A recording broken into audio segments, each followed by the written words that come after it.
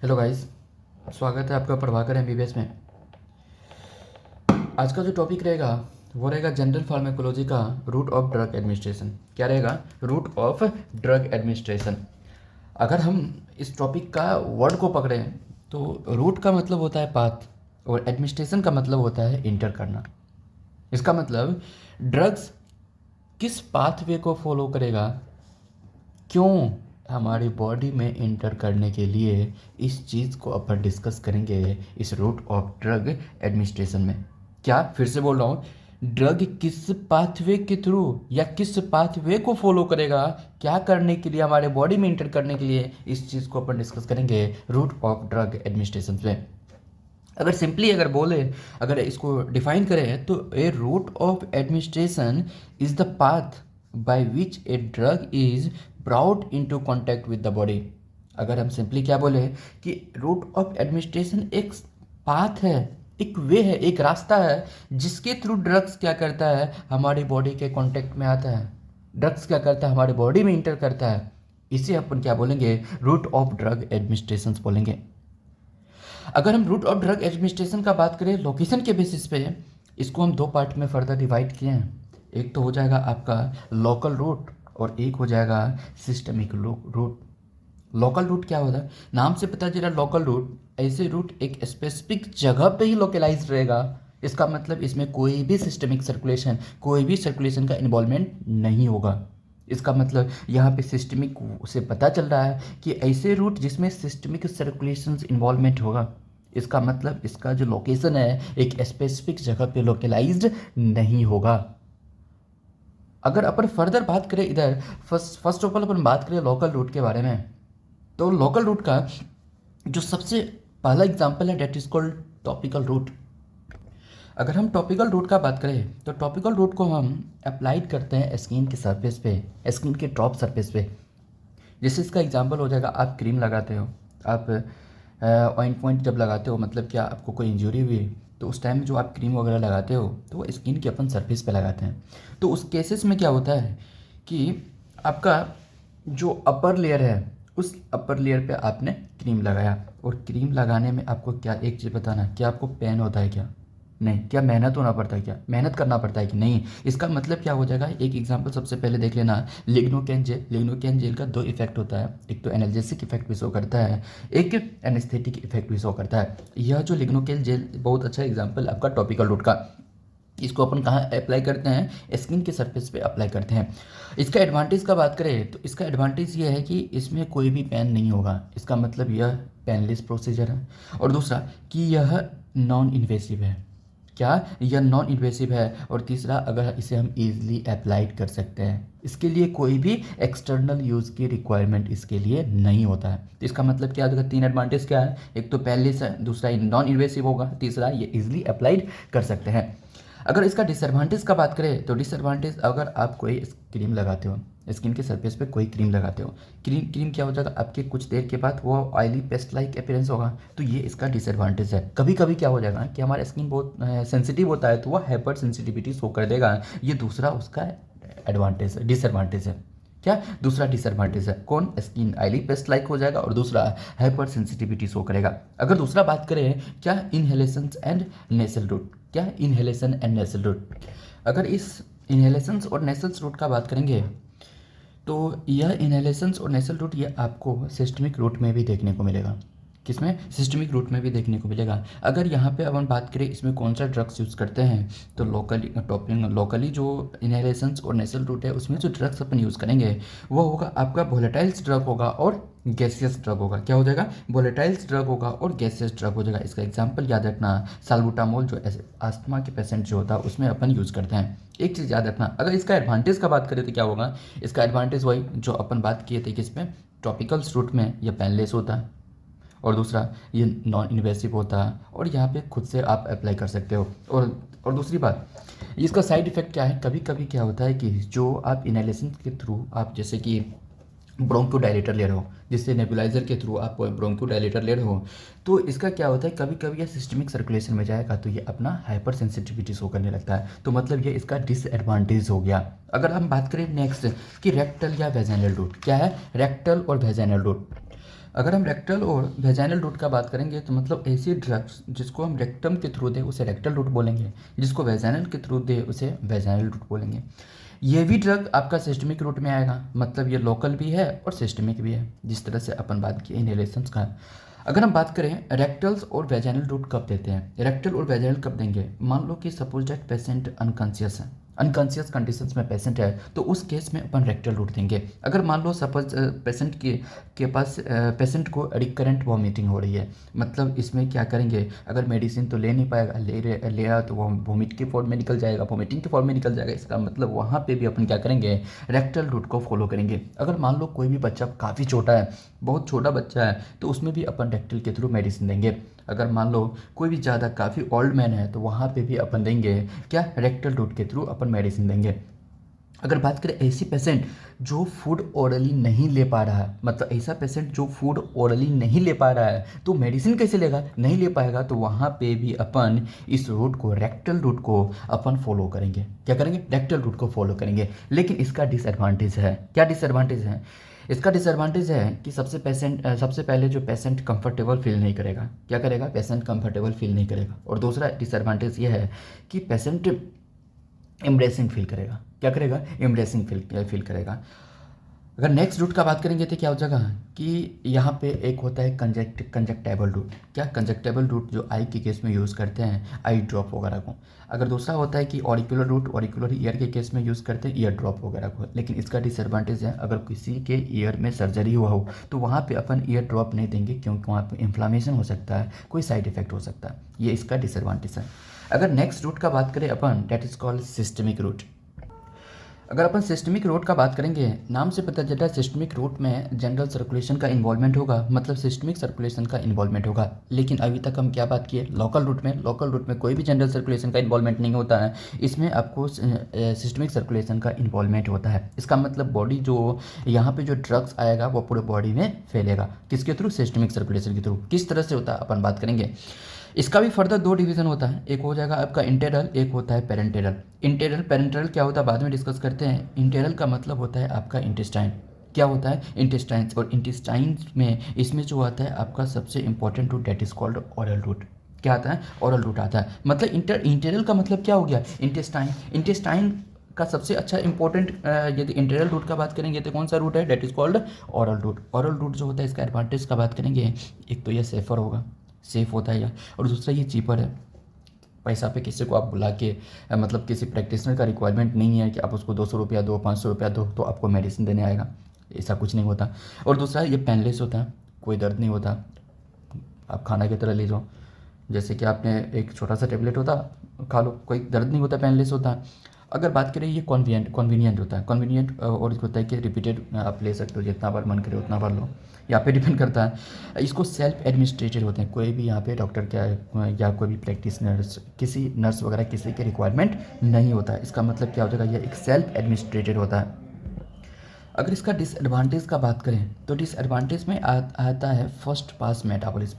First pass metabolism को अपन बात बोलते हैं फर्स्ट पास इफेक्ट भी बोलते हैं, क्या, फर्स्ट पास इफेक्ट बोलते हैं। डिसएडवांटेज क्यों बोलते हैं इसे फर्स्ट पास मेटाबॉलिज्म में, क्योंकि आपने ड्रग्स को ओरली लिया और ड्रग्स क्या करेगा, इसोफेगस के थ्रू ये आ जाएगा आपके स्टमक में, और स्टमक से ये फर्दर इंटेस्टाइन में जाएगा, और इंटेस्टाइन से आपका आ जाएगा लिवर में, और लिवर से फर्दर ये किस में आ जाएगा, सिस्टमिक सर्कुलेशन में। लेकिन ये जो रास्ता में जो लिवर आ रहा है ना, ये इंपॉर्टेंट फंक्शन कर देगा, जिसके कारण यह डिसएडवांटेज शो करता है। कैसे करता है, सबसे पहले अपन रूट का बात कर लेते हैं, बात का कि ओरली लिए, ओरली के बाद ये फिर स्टमक में आया, स्टमक से इंटेस्टाइन में, इंटेस्टाइन से पोर्टल वैन के थ्रू आपके आ जाएगा लीवर में, और लीवर के बाद ये फर्दर किस में आ जाएगा, सिस्टमिक सर्कुलेशन में। किसमें, सिस्टमिक सर्कुलेशन में। तो सिस्टमिक सर्कुलेशन में आने के बाद ये पूरे बॉडी में फैलेगा, इसीलिए तो अपन इसे क्या बोलते हैं, सिस्टमिक रूट बोलते हैं। लेकिन इसका डिसएडवांटेज का हम बात कर रहे हैं, तो ये फर्स्ट पास मेटाबॉलिज्म के ड्यूरिंग क्या होता है कि ड्रग्स का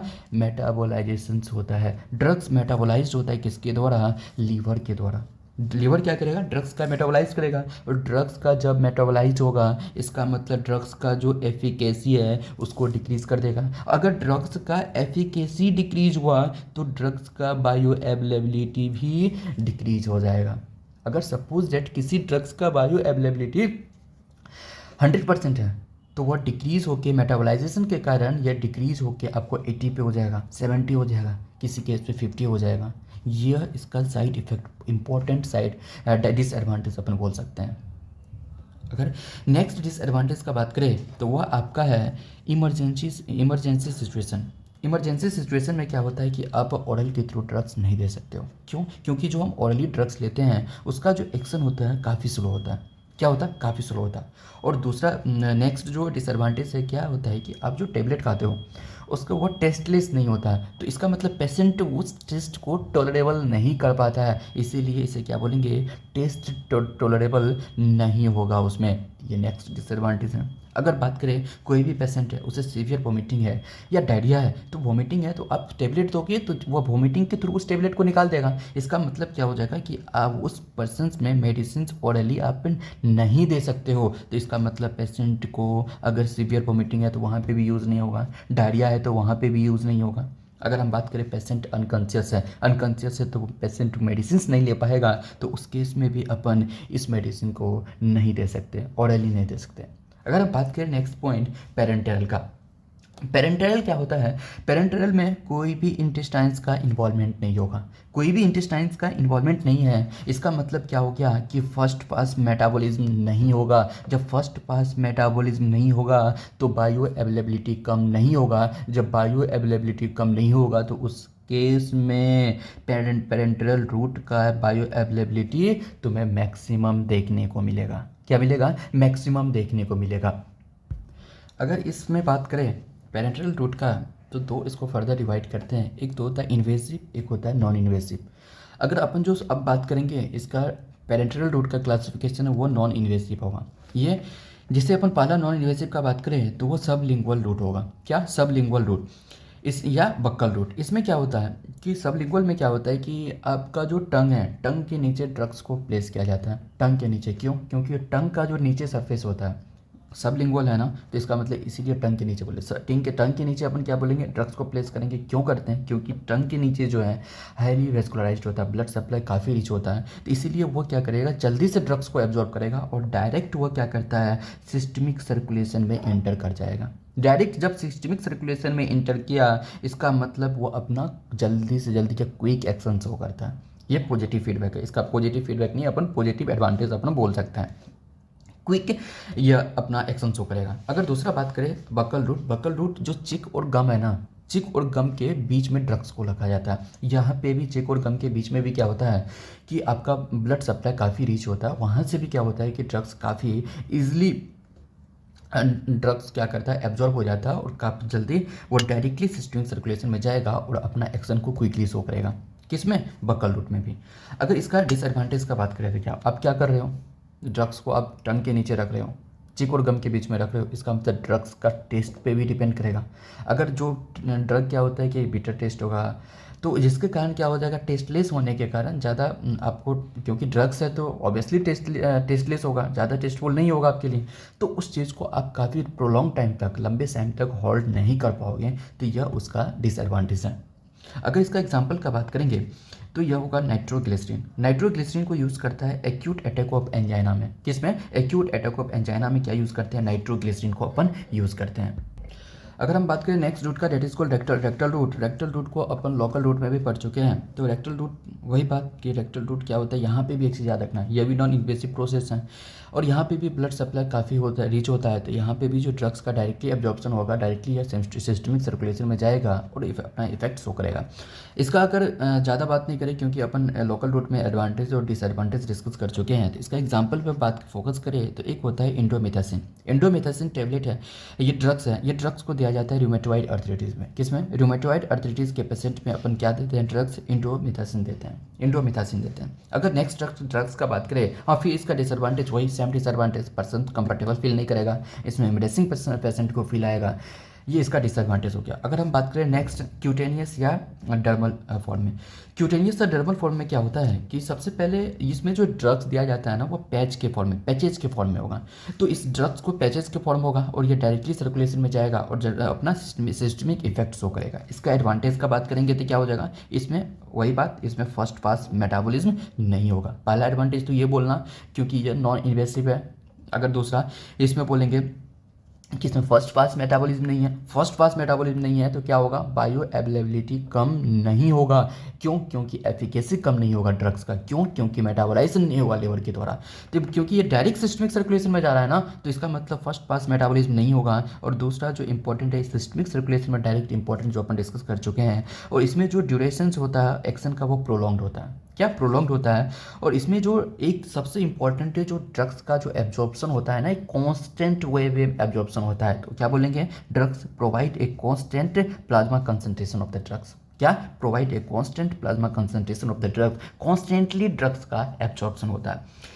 अगर इसका डिसएडवांटेज का बात करेंगे तो यह काफ़ी कॉस्टली होता है, एक्सपेंसिव होगा। और यह बात करें तो यह इरिटेशंस भी इसका कॉज हो सकता है, इरिटेशंस भी कॉज कर सकता है।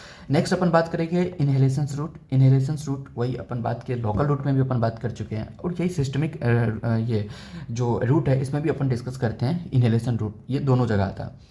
ये भी क्या एडवांटेज, नॉन इन्वेसिव होता है, कोई भी इन्वेसिव प्रोसीजर नहीं होता है। इसका एग्जांपल बस याद रखना, nitrous oxide as a general anaesthesia अपन यूज़ करते हैं। इसमें क्या होता है कि यह नाइट्रस ऑक्साइड को लंग्स के थ्रू ये पूरा बॉडी में फैल जाता है। इसीलिए तो अपन इसको किस में रखे हैं, सिस्टमिक रूट में यूज़ किए हैं, और वहाँ पे लोकल रूट में भी अपन पढ़े हैं।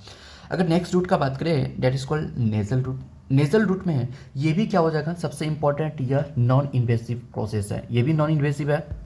अगर नेजल रूट का बात करें तो नेजल रूट सबसे इंपॉर्टेंट वही कि इन्वेसिव होता है। दूसरा इसमें जो नेजल रूट है वहाँ पे जो म्यूकोसा होता है वो क्या होता है आपका हाईली वेस्कुलराइज्ड होता है।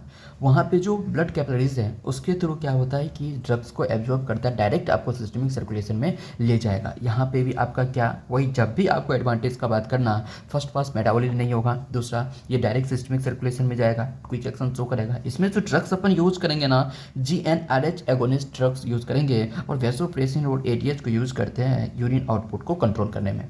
अब आता है, अभी तक क्या पढ़े, नॉन इन्वेसिव प्रोसीजर। अब पढ़ेंगे अपन इन्वेसिव क्या होता है। इन्वेसिव जैसे आपका 4 एग्जांपल हैं, एक हो जाएगा इंट्रामस्कुलर, एक हो जाएगा इंट्रावेनस, एक हो जाएगा आपका इंट्राडर्मल, एक हो जाएगा सबक्यूटेनियस। ये चारों क्या है, इन्वेसिव है। क्या? इन्वेसिव मेथड है। अगर हम बात करें इंट्रामस्कुलर को, जब हम इंजेक्शन मसल्स के थ्रू लेते हैं, मसल्स में लेते हैं। अगर दूसरा, अगर इंट्रावेनस जो वैन में अपन इंजेक्ट करते हैं ड्रग्स को, और यदि ये इंट्राडर्मल, ये भी इन्वेसिव होता है। क्यों होता है अपन देखते हैं इसको नेक्स्ट पेज पे। अगर इस पेज पे बात करें तो एक होता है ये जो पेरेंट्रल रूट है, ये इसमें जो अपन बात करेंगे 4 एग्जांपल, वह इन्वेसिव रूट का बात करेंगे। ये इन्वेसिव रूट का 4 एग्जांपल है, जैसे इंट्रामस्कुलर, इंट्रावेनस, इंट्राडर्मल और सबक्यूटेनियस। सबसे पहले इस डायग्राम को फोकस करना। सबसे जो नीचे ये रेड कलर का डायग्राम जो मसल्स को लेयर को बताएगा, और ये सबसे ग्रीन वाला जो ये सबक्यूटेनियस को बताएगा, और इसके ऊपर वाला जो ब्लू वाला जो पैरेलल जा रहा है ये डर्मिस को बताएगा, और ये जो सबसे ऊपर वाला है ये एपिडर्मिस को बताएगा। किसको? एपिडर्मिस को बताएगा। सबसे पहले अपन IM का बात करें, इंट्रामस्कुलर का बात करें, जिसको IM से डिनोट करेंगे। इसमें जो अपन इंजेक्शन देंगे ना, यह डर्मिस का जो लेयर है, ये डर्मिस का लेयर से 90 परपेंडिकुलरली अपन इंजेक्शन इसमें पेनिट्रेट करेंगे, परपेंडिकुलरली अपन देंगे। तो इसमें क्या हो जाएगा, इंजेक्शन का जो एंगल होगा डर्मिस से एपिडर्मिस से वो कितना होगा, 90 डिग्री पे होगा। और दूसरा इंपॉर्टेंट, यह फर्स्ट पास मेटाबॉलिज्म को क्रॉस नहीं करेगा। अगर फर्स्ट पास मेटाबॉलिज्म को क्रॉस नहीं कर रहा है तो सोचो बायो अवेलेबिलिटी कम होगा क्या? नहीं होगा। बायो अवेलेबिलिटी कम नहीं होगा तो ड्रग्स मैक्सिमम अपना इफेक्ट शो करेगा। तो मतलब इसमें क्या होता है, डायरेक्टली इंजेक्शन के थ्रू हम क्या करते हैं, सिस्टमिक सर्कुलेशन तक पहुंचता है। क्यों? क्योंकि मसल्स में अपन देते हैं, डायरेक्ट मसल्स में इंजेक्शन के थ्रू में ड्रग्स को देते हैं। ये थ्रू मसल्स पूरे ये सिस्टमिक सर्कुलेशन में पहुंचेगा। और ये इसमें जो मसल्स यूज़ होते हैं जहाँ जहाँ अपन देते हैं, एक ग्लूटियल्स मसल्स होता है, एक होता है डेल्टॉइड मसल्स। यहाँ पे अपन क्या करते हैं, इंजेक्शन के थ्रू परपेंडिकुलरली इसमें इंजेक्ट करते हैं ड्रग्स को। क्यों? क्योंकि वह जो पार्ट है, ये जो मसल्स है, यह हाईली वेस्कुलर होता है। हाईली वेस्कुलर क्योंकि ब्लड सप्लाई काफ़ी रिच होता है। अगर इसका एग्जांपल का बात करें तो एक डिक्लोफिनेक इंजेक्शन है, डिक्लोफिनेक इंजेक्शन, और टेटनस टॉक्सोइड इंजेक्शन, ये एंटी टेटनस इंजेक्शन होता है, जो कहाँ पे दिया जाता है, मसल्स में डायरेक्ट दिया जाता है, जो इंट्रामस्कुलर का ड्रग्स का एग्जांपल है। अगर इसका हम डिसएडवांटेज का बात करें, पहला एडवांटेज है कि आप डायरेक्ट मसल्स तक में ड्रग्स दे रहे हो, डायरेक्ट मसल्स तक देख रहे हो, तो इसका मतलब ये डायरेक्टली तुरंत अपना क्विक एक्शन शो करेगा। क्यों? क्योंकि यह मसल्स तक डायरेक्ट इतना वेस्कुलर होता है कि तुरंत ये सिस्टमिक सर्कुलेशन में जाएगा और अपना इफेक्ट शो करेगा। लेकिन दूसरा, अगर इसका डिसएडवांटेज का बात करें तो क्या होता है कि एडवांटेज का बात करें तो ये फर्स्ट पास मेटाबॉलिज्म को शो नहीं करता है। और ये डिसएडवांटेज का बात करें तो क्या हो जाएगा, पेशेंट क्या करेगा, पेशेंट को दर्द होगा क्योंकि आप इंजेक्शन दे रहे हो। और दूसरी बात कि ये पेनलेस प्रोसेस है, इन्वेसिव प्रोसेस है, पेनलेस नहीं, पेनफुल प्रोसेस है और इन्वेसिव प्रोसेस है। अगर नेक्स्ट का बात करें, इसमें इंट्रावेनस में जो आप एंगल यूज़ करते हो इंजेक्शन देने का, तो ये 2 नंबर का इंजेक्शन देखना, ये एंगल यूज़ करते हो आप 25 डिग्री पे। कितना, 25 डिग्री पे। इसमें भी पहला एग्जाम्पल इसका एडवांटेज बात करना कि इसमें भी फर्स्ट फास्ट मेटाबॉलिज्म नहीं होगा। और याद रखना, अगर कोई भी इमरजेंसी केस आ रही है तो इमरजेंसी केस में अपन जो भी देते हैं इंट्रावेनसली देते हैं ड्रग्स को। क्या देते हैं, इंट्रावेनसली देते हैं। अगर इसका अपन एडवांटेज का बात करेंगे तो एडवांटेज क्या हो जाएगा कि सबसे वही बात, सब में वही लिखना है कि फर्स्ट पास मेटाबॉलिज्म को पास नहीं करेगा। फर्स्ट पास मेटाबॉलिज्म नहीं होगा तो बायो अवेलेबिलिटी बहुत ज़्यादा होगा, इफेक्ट बहुत अच्छा काम करेगा। लेकिन एक चीज़ देखना, अगर आपको इमरजेंसी पेशेंट आया तो आप डायरेक्टली आप वेंस में इंजेक्शन दोगे और पेशेंट आपका ठीक हो जाएगा। लेकिन जल्दबाजी के चक्कर में गलती तो होगी, तो ड्रग्स आप डायरेक्ट आप वेंस में दे रहे हो तो यह क्या होगा कि आप कभी कभी एक एडवर्स कंडीशंस भी ये शो कर सकता है। अगर एडवर्स कंडीशन हुआ तो इसे न्यूट्रलाइज करना, इसे नॉर्मलाइज करना काफ़ी डिफिकल्ट हो जाएगा। ये इसका डिसएडवांटेज है। अगर नेक्स्ट बात करें अपन, क्या पहले इसमें एंगल याद रखना ना, इंट्रावेनस में 25 डिग्री, इंट्रामस्कुलर में कितना 90 डिग्री, इंट्रावेनस में 25 डिग्री, सही है। अगर इंट्राडर्मल का बात करेंगे मतलब डर्मिस के अंदर, क्या है इसमें जो एंगल अपन यूज़ करेंगे 15 डिग्री यूज़ करेंगे, 15 डिग्री अपन एंगल यूज़ करेंगे इसमें इंजेक्शन को 15 डिग्री इस पर अपन एपिडर्मिस से, ये थोड़ा सा ज़्यादा हो गया, थोड़ा सा कम हो जाएगा, और थोड़ा सा कम होगा इसका इंक्लाइन होगा थोड़ा सा कम नीचे, तो मतलब ये 15 डिग्री इसमें एंगल अपन यूज़ करते हैं। अगर इसका बात करें क्यों करते हैं, क्योंकि यह डायग्नोसिस पर्पज़ के लिए होता है। जैसे अपन बात कर लो कि अपन सुने होंगे कि एक ट्यूबरक्लिन इंजेक्शन है, वो दिया जाता है ट्यूबरक्लोसिस को पता करने के लिए, डायग्नोसिस करने के लिए, या आप कोई भी एलर्जी है उसको पता करने के लिए अपन कहाँ ड्रग्स देते हैं, डर्मिस के अंदर देते हैं। किस चीज़ के लिए अपन इसको यूज़ करते हैं, डायग्नोसिस पर्पज़ के लिए। नेक्स्ट जो है आपका सबक्यूटेनियस, इसमें जो अपन इंजेक्शन का एंगल होगा ये 45 डिग्री होगा। ये जो सबक्यूटेनियस है यहाँ का, ये वाला देखो ग्रीन वाला, इसमें जो अपन इंजेक्शन देंगे ये 45 डिग्री होगा एपिडर्मिस से। लेकिन एक चीज़ याद रखना, ये जो सबक्यूटेनियस है ये ज़्यादा रिच ब्लड सप्लाई नहीं होता है। क्या होता है, रिच ब्लड सप्लाई नहीं होता है। अगर इसका एग्जांपल देखेंगे तो अपन बात करते हैं इंसुलिन इंजेक्शन का, क्योंकि आप देखे होंगे कि इंसुलिन डायबिटीज़ हर घर में है, तो वहाँ पे क्या हो जाएगा, इंसुलिन का जो इंजेक्शन दिया जाता है या तो एब्डोमेन पे आपको देंगे या आपका अपर थाई पे या अपर आर्म पे, जहाँ पे अच्छा खासा मसल्स हो वहाँ पे अपन देते हैं। ये खुद से भी आप ले सकते हो, सबसे बड़ी एडवांटेज ये है। और सबसे इम्पोर्टेंट ये है कि ये भी फर्स्ट पास मेटाबॉलिज्म को शो नहीं करता। अगर इसका डिसएडवांटेज का बात करेंगे तो डिसएडवांटेज इसका ये है कि इंसुलिन इंजेक्शन देने के लिए बहुत सारे मसल्स चाहिए, तो मतलब बहुत सारे मसल्स चाहिए, बहुत सारे सरफेस एरिया चाहिए, क्योंकि हम एक इंसुलिन इंजेक्शन को बार बार एक जगह नहीं लगा सकते। सबसे बड़ा डिसएडवांटेज इसका ये है। ये तो था अपना फार्माकोलॉजी का सबसे पहला video, route of drug administration का। अगर आपको अच्छा लगे तो लाइक करो, सब्सक्राइब करो, शेयर करो और कमेंट भी करना, और इस वीडियो को काफ़ी हद तक आप शेयर करो। Thank you so much.